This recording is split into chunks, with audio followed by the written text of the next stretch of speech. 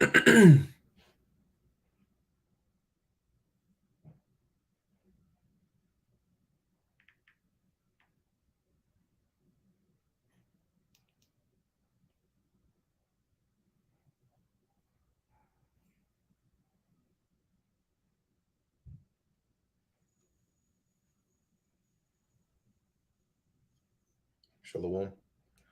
First and foremost, I want to give all praises, honor, and glory to Yahweh, Bahasham, Yahweh Shai, Bahasham, Merchah Kodash.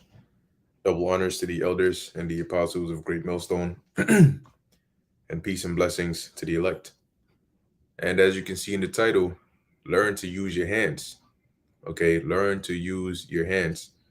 And this is something that was mentioned, yesterday at camp. And when I say learn to use your hands, I mean more so learn to be able to do things for yourself. Okay, don't fall into the trap that society is setting so easily. A lot of people are easily falling into that trap, which is the example that also came out of camp was like people who take medication, certain drugs that you take.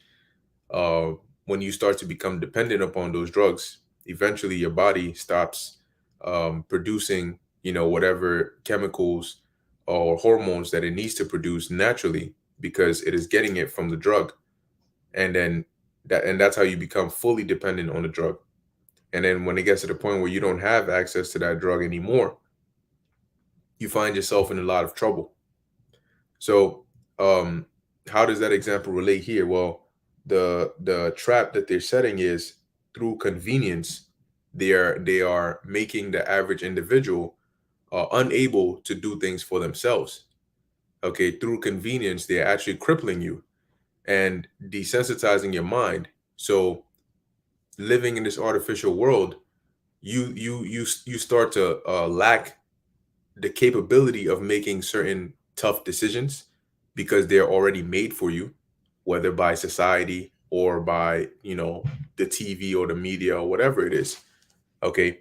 However, if you really pay attention to what's going on, a lot of the day-to-day things that people do or have to think about don't relate to um a chaotic situation. They don't relate to a situation, or it doesn't account for a situation where there's desperation, a situation where there's a panic, a situation where there's some major natural disaster that has led to anarchy.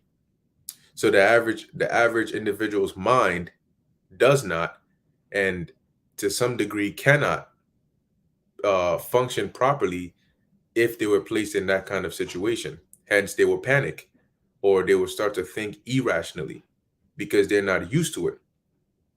Okay. So, and Barakatha Yahweh Shem Shai, that by constantly, doing these lessons, watching these lessons, reading the scriptures, paying attention to what's going on around the world, we keep our minds at least sharp, and constantly keep your minds on the topic at hand, preparing your minds to know what's about to happen. Okay, now today's society, things are so convenient.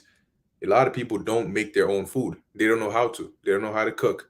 They don't know how to prepare resources. They don't even know how to properly sanitize themselves or their food. You have people that don't even pray before they eat. So there are a lot of basic things that people take for granted because it's automatically done for you. And that's the trap, okay, that you fall into. You become dependent on this artificial society, assuming that it's always going to be like that. Not ever once stopping to think, hey, what happens if I don't have running water anymore? What like how bad? See, they don't think as to what are all the downstream impacts, because whenever you use water, I mean, you use it so much that you don't even think about it when you use it. You go to wash your hands, you turn on the sink, and then the water comes out. You wash your hands, cool, all good, sweet. You wash the dishes, turn on the water. You wanna make some tea, you fill up the kettle with the water. You take a shower, water. You drink water, water, and it's just normal until it's not there anymore. until when you open the tap, the water doesn't come out. See, then at that point, you start to really become aware of, wow, how dependent you are on water and how helpless you feel because you don't know any other means. You don't know how to, how to look for food. You don't know where to go look for anything because maybe all you do is sit at home and order online.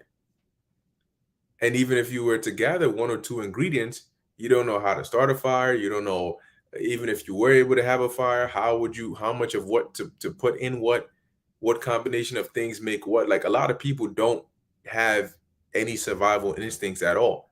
I mean, and now I'm not saying you need to be some super duper survivalist, but just basic instincts, common sense, thoughts. And this is very apparent when you see, like, if you're ever in a situation where there are actual people around and maybe something unexpected goes down, and you see people's reactions and how majority of them lack the ability to think under pressure. They lack the ability to say, hold on a second, analyze the situation instead of pointing fingers and playing the blame game and bemoaning and lamenting how bad the situation is. Has anybody actually thought about, are there any possible solutions? What are the mitigation steps? Like, what do you do? And you realize, damn, a lot of people are helpless, man. Like, like, what do you what are you gonna do if you end up in this kind of situation? Once again, they've fallen prey to the trap of society, the trap of the artificial, convenient life. In order to get from point A to point B, people are so, I'm gonna give you one other example, right? People are so used to either being in an Uber or a taxi or a train or a bus or the GPS that you could be living in a particular area for 10 to 15 years, and if you didn't have a GPS, you would not know how to get from point A to point B. And that's very crazy. That you would get lost trying to go from point A to point B, somewhere you go all the time. You would get lost because all you do is you don't study the roads, you don't study the paths, you don't remember any of it. You just follow the GPS. If it says make a left, make a left. Even if it doesn't make sense, make a left. Once again, that artificial trap that people have fallen into. So eventually you become mindless because you're not thinking for yourself. The decisions are being made for you at every avenue. And that right there is going to be a very a lot of people are going to realize that they're not really well prepared at all, for the situation that's coming up. So I have a few precepts here, and I'm going to go into it, Lord willing, to be edifying to the elect. This is the book of Second Ezra, chapter 16, verse 39. And the reason I'm saying this is because let's read it. So, and then we know Second Ezra 16, 15, these are signs, right, and visions that were showed to Ezra, okay, concerning the future, and more so concerning our time now. And he saw these things and wrote them down. And so we know that these are a part of the prophecies and the chaos and the events that are going to be taking place in our lifetime as well. So you can expect these things. So it reads in verse 39, even so shall not the plagues be slack to come upon the earth. Meaning that not just in America, not just in Europe, not just in China or Russia, no, the earth, wherever you are. And some places of the earth are more in more dire situations than others. But the thing is, hardships in a third world country, or hardships in a country where they don't live like people here live in America, is handled slightly, not even slightly, it's handled differently than hardships in places like this, like America and these more so-called advanced, artificialized societies. Because there, people are used to not having running hot water. People are used to not being able to turn on the tap and get water. They actually have to wake up super early. They have to walk to the well or the nearest source of water. They have to fetch that water, maybe walk a mile back, and then go back maybe 2 or 3 times. And if there's a line there, they got to wait in the line. just to get enough water to take a shower or whatever it is, or enough water for the day. So every day, that's a part of their daily life, to wake up, to go and fetch water, to bring it back, to use it, and then X, Y, and Z, right? So they're used to these things. Some places, they don't have the luxury of being able to open up their yeah, that's right. That water be heavy as hell as well. Yeah. And you better hope you don't spill it on your way back. But they don't have the luxury of, oh, today, where do I want to go? Oh, I'm going here. All right, let me look in my closet and pull out, maybe out of my 23 stacks of sneakers, let me see which one is going to fit my outfit for today. These are the things that people here worry about. My outfit. What does it look like? What can I mix and match? You got people pulling their hair out because they can't find a good outfit. I can't find a good pants to go with this shirt. There are people that don't have things to wear. People that don't have footwear. They walk barefoot. Okay, not barefoot on smooth pavement and nice roads. No, barefoot on ground where there may be snakes, there may be scorpions, there may be whatever. But they're used to that because they don't have it like that. So maybe you have certain areas where people actually live without electricity, to some degree, right? They have like lanterns, they lights, that kind of natural light using fire in certain villages and so on and so forth. Okay, but it's not like here where the second you come home, up, flick up the light switch and voila, it's like magic, right? Instant magic. So in places like that, when there's a lack of food, yeah, it's going to be hellish, but they're used to these kinds of hardships. Their minds they've been doing this since they were a kid. They know how it is to maybe sleep without eating. And their bodies are also in a let's just say, can endure more hardness because of the conditions that they have to actually live in day to day. But now take a country like America and hit this place with the same kind of adversity that would hit if there was a global blackout, like a grid outage globally. You'd be surprised how bad it would get in places like this, where in places like very well developed countries, it would look worse than in places or like third world countries, because in those kind of countries, things like rape are common, like they don't have cameras on every avenue. So it's not like it's new per se, versus here where they have the luxury of to some degree a sense of safety or security or all of these things.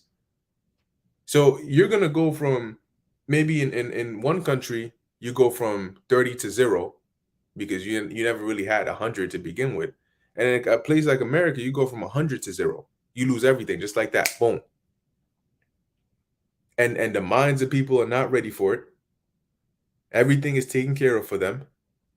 And even you go to order food from a fast food restaurant and they take a second longer and you're already losing your mind. You're hungry. It's been 2 hours since you ate your last meal and you pissed off because they didn't give you one extra fry. Like these are the kind of problems that people here worry about. These are what people here consider to be their problems, which is why it's going to be that much harder when shit hits the fan over here.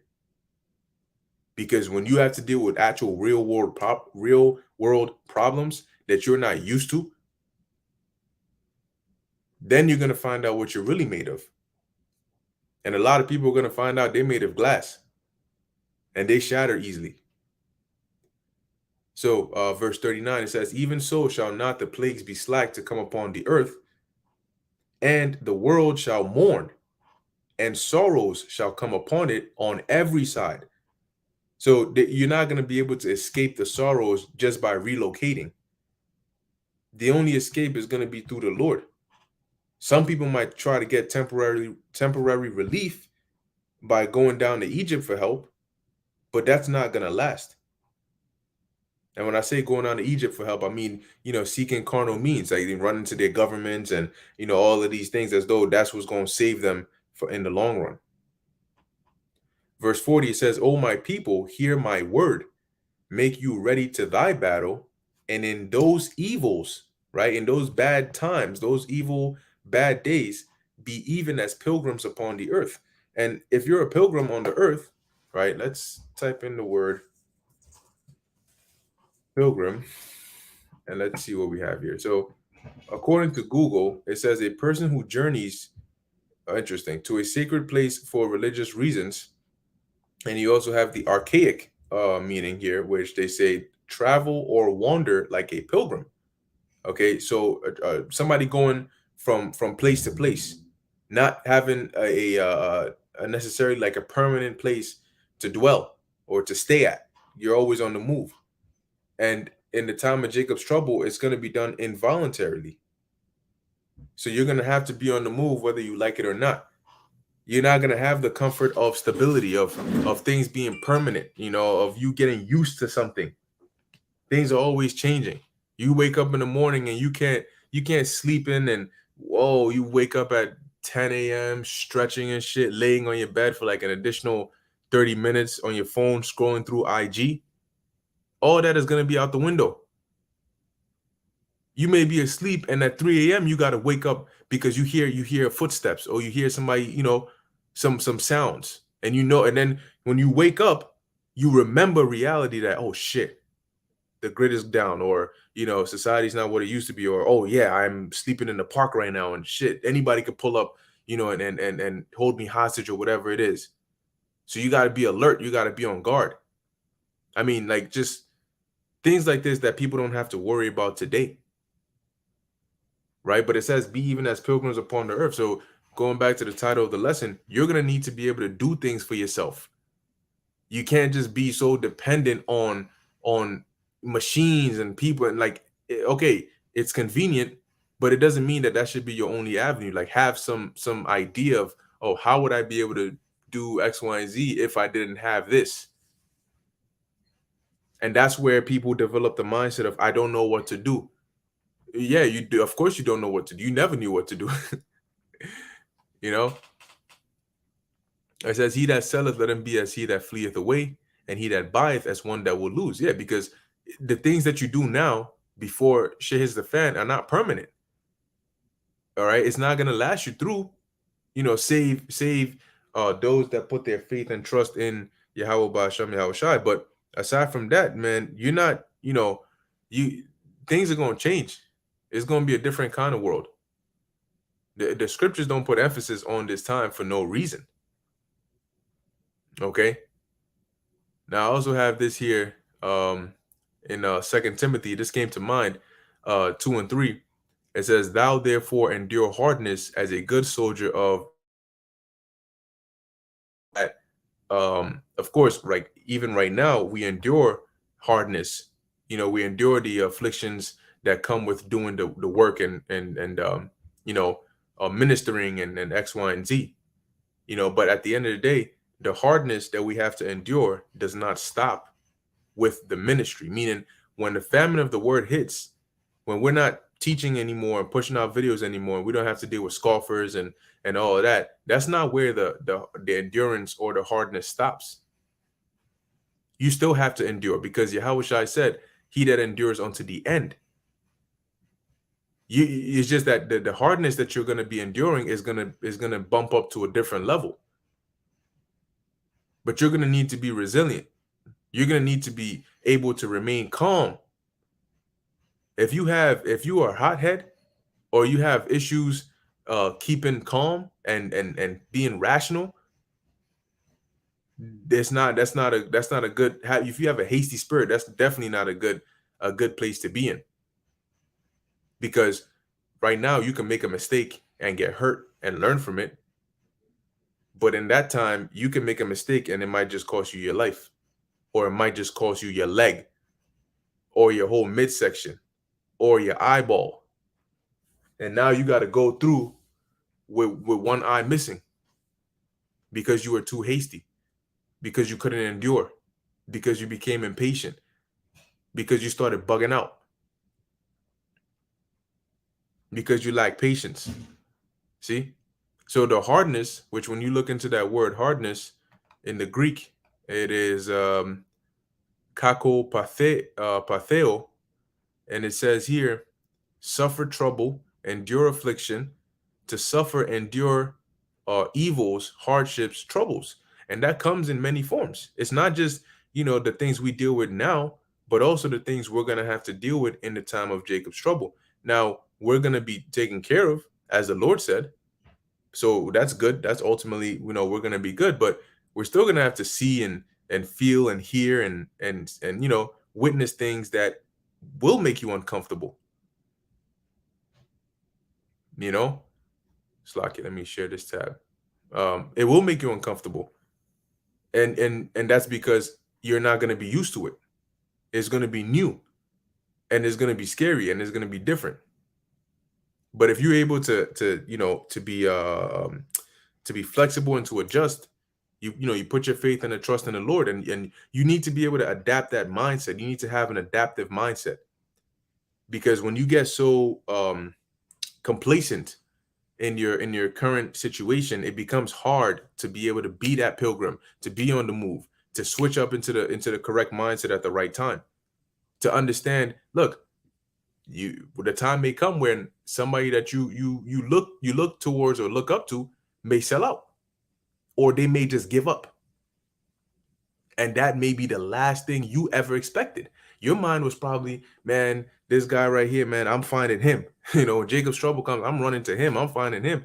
He's stable. He's like a rock. He's like a pillar. He's gonna hold me down. Yeah, I want to be. And then the time comes, and you find out that this person is like, yeah, I can't do this, man. Nah, or shit. And they crack and take the C hip, for example. What then? Are you gonna lose faith because you saw that happen? Remember, you got to endure hardships. That's an example of hardships. But you have to be able to okay, process the situation and then realize what situation are you now in? It's not now it's not like I can just look to this person and just depend on X, Y, and Z. I got to be able to be on the move. I have to do what I have to do. Because at the end of the day, your salvation is your salvation. Your salvation does not come by another person's work. Okay, if somebody takes the C hip or they don't take the C hip, that doesn't mean that you are going to take it or you're not going to take it. Okay, if somebody takes it or somebody doesn't take it because you talk them out of it, but you end up taking it, you're still going to be destroyed. So you need to seek out your own salvation. That means you need to be able to pick your ass up when you fall and keep on going. And a lot of people can't do that today. They're not used to that, and they don't want to be used to that, and they're not preparing to be in those kinds of situations. And we're coming into times when you can't afford to give up. You may be tired, but you got to keep running. You may not feel too good, but that doesn't mean you can just call out sick and just lay in your bed and drink some nice chicken noodle soup that your mom made for you. You're not gonna get that luxury. You may be sick, but you got to power through it. See, when you when you get to the point where you can't do what you wanted, like it's almost like you're forced to have to just to endure, because that's what's going to happen. You're going to be forced to have to endure. It's going to be an involuntary endurance test for everybody. And none of us are going to get to hit pause and take a deep breath and take a breather and then come back and hit play, and then continue the hour of temptation or whatever affliction that you're going through. So the scripture says it's going to be a time like never before, but this is why we're going to need that divine help. Because if it was up to us, man, shit, you know, we're not going to be able to endure that. But through the spirit and power of Yahweh Ba'asham Yahushai, we will be able to endure that. And Lord willing, come out on top, successful with the victory. As where those that have no clue what's coming at all whatsoever, that don't care, they don't meditate on these things. They as a matter of fact, they love the fact that they don't have to do anything. Because you don't have to do anything means you don't gotta think about it. So you just cruising through life, enjoying the vanity of this world. And you know what that does? It makes them proud, knowing that, I can just at the click of a button I can get this, or at a phone call I can get this. It makes you comfortable and it makes you proud. It makes you, well, what are you lacking? You don't need to know how to do how it works. You don't need to know how to do it yourself. It's already done for you. So what happens when it doesn't work anymore? What happens when it's not there, when you don't have access to it? What are you going to do? And that's when a lot of people are going to bug out. They're going to bug out. Okay? You're going to see people literally bugging out, losing their minds. This is the book of Second Ezra, chapter 15, verse 18. And it says, "For because of their pride, the cities shall be troubled, the houses shall be destroyed, and men shall be afraid." Okay? Because of their pride. Because once again, convenience has made people proud. They don't want to, they don't have time to hear what you got to say. Yo, the economy is gonna collapse. It's gonna get bad out here. You got to get right. You got what? I don't got time for that, man. I'm busy, man. I got things going on. I gotta get to this party real quick. It's gonna be lit. They bring in the this and the that and the this. I've been, that's what they're worried about because everything else is taken care of. They have a car that works. The party is gonna have lights and drinks and women and and drugs and whatever it is. They don't got to worry about it. They can take a Uber there. They don't have to walk there. They don't even need to know how to get there. They just need to know the location and they'll pop it in the GPS or you know. So they're not worried. Why in their minds, why are you telling them about something that they don't care about? Why are you telling me about the money not working? It's working for me now. you know, why are you telling me about the lights going out? I mean, I could see the lights on right now, so why do I care? Why are you asking me if I'm prepared for this? I don't need to be prepared for it. I'm always going to be able to live the life that I'm living. That's actually the mindset that a lot of people are in, you know? So, I mean, as it says here, because of their pride, the city shall be troubled, and they're going to be in a bad, bad, bad situation. And you ain't going to want to be around these people, man. That look, that panic is going to be like the Lion King when them creatures, I forgot what exact family of animals they were, when they stampeded and killed Simba's father. You don't want to be in the way of that when shit goes down and everybody's rushing, turn into damn near Royal Rumble in CVS or in freaking Sam's Club or BJ's, and people are just fighting. They throwing old ladies across aisles and shit. you know, they cut the aisle and they see you holding the last pack of water. Shit, yeah, good luck, good luck. Because the second somebody sees your ass and they look in the aisle and it's empty, and you not empty because you holding it, they're not gonna say, let me come back and maybe 2 to 3 business days they might have restocked. No, no, no, they're coming for you. You're the target. Okay, hey, Khan, not antelope. Okay, all right. It might have been the antelope then. The water, the water. But yeah, so the whole point is you got to be able to to do things. You have to be able to use your hands. Don't be walking around like some weak, feeble. Like when it comes, if you got to get serious and do what you got to do, you got to be able to do it.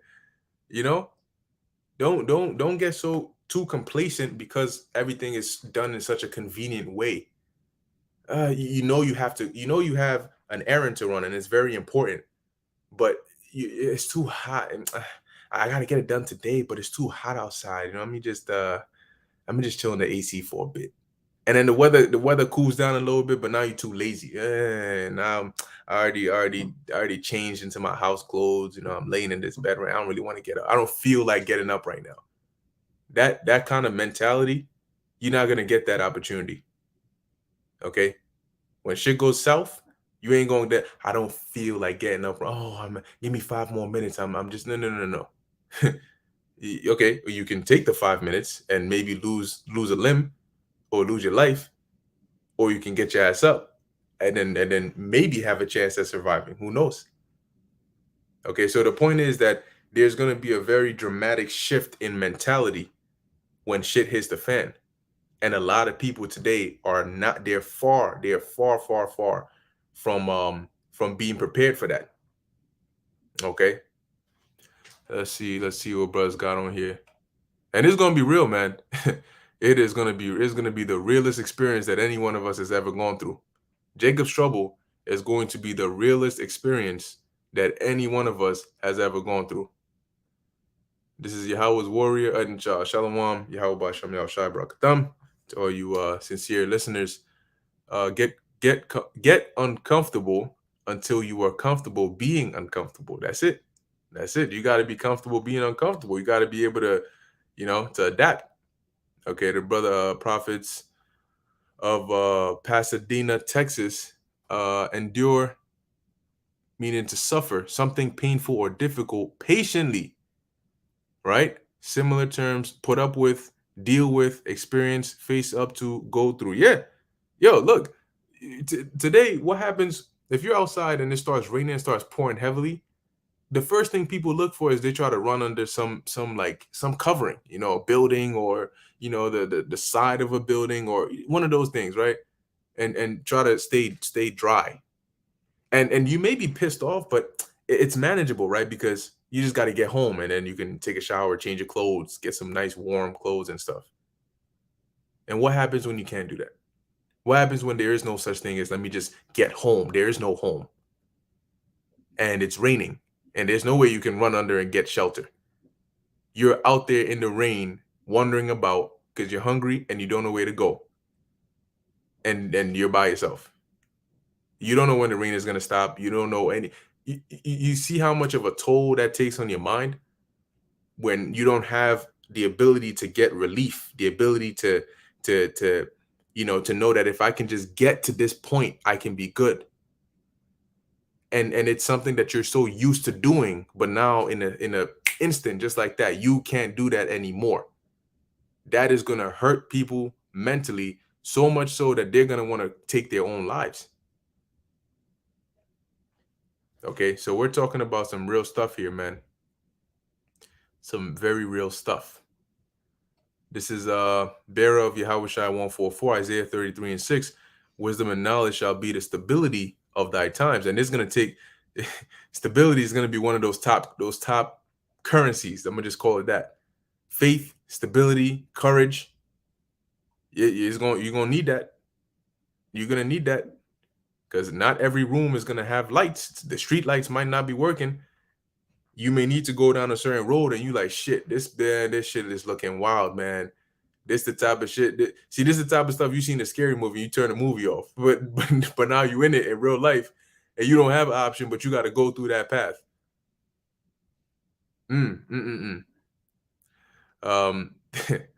It says here, and strength of salvation, the fear of the Lord is his treasure. Okay, so yeah, we're gonna need some heavy assistance, and help from Yahweh Basham Yahweh Shai. But with that, I'm gonna end it here. Lord willing, that was edifying to the elect. In closing, I want to give all praises, honor, and glory to Yahweh Bahasham, Yahweh Shai, Bahasham, Racha Kodash. Until next time, Shalom.